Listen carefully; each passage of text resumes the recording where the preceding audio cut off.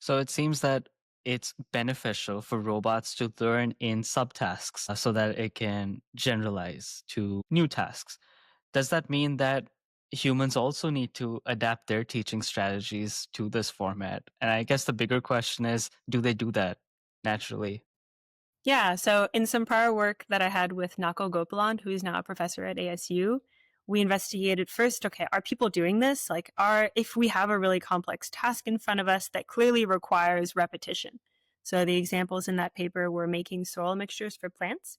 So you might have different plants and some of them want more lime or more sand or more manure. And so figuring out that ratio, you might repeatedly scoop the same material. And so we wanted to see if people are faced with this task when they're teaching a robot, are they going to break it up into pieces? Are they going to do it all at once and take a really long time? For example, some of the tasks we had, I think it would take, over 9 scoops, something very long, intentional to see like, okay, you're going to break this up or not. And the takeaway we had from that first paper was people aren't really breaking it up into subtasks that can then be reused effectively.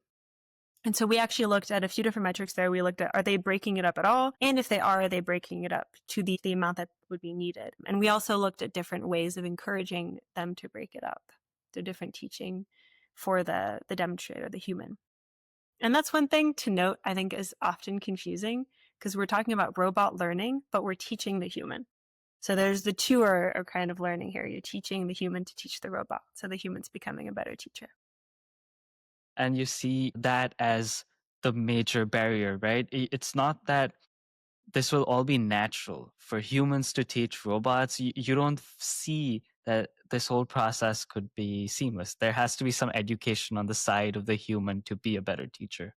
I think it makes sense for there to exist curriculum so that if you're in this situation and it's not intuitive, then you can rely on something that isn't personalized to each person in a way that makes it intractable.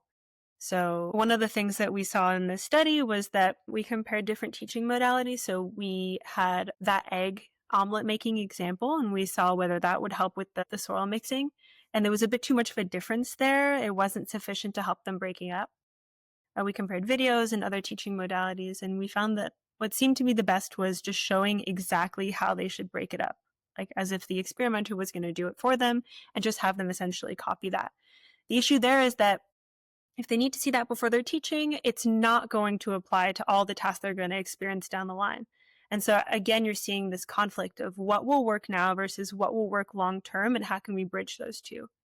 And so that was what the next work that I worked on is looking at. Right. So you're essentially saying that for every task, it is just not feasible to show them a video of that task because, hey, there are millions of tasks. You cannot have millions of videos. I think of how you would, teach a child. You don't want to have to explain exactly how to do every single thing before they do it. You want to show them a few examples and then for them to be able to extrapolate what are the right principles for how to do something from that. And for this case, that's how to teach a robot, how to break it up into pieces that will then help them avoid more work in the future.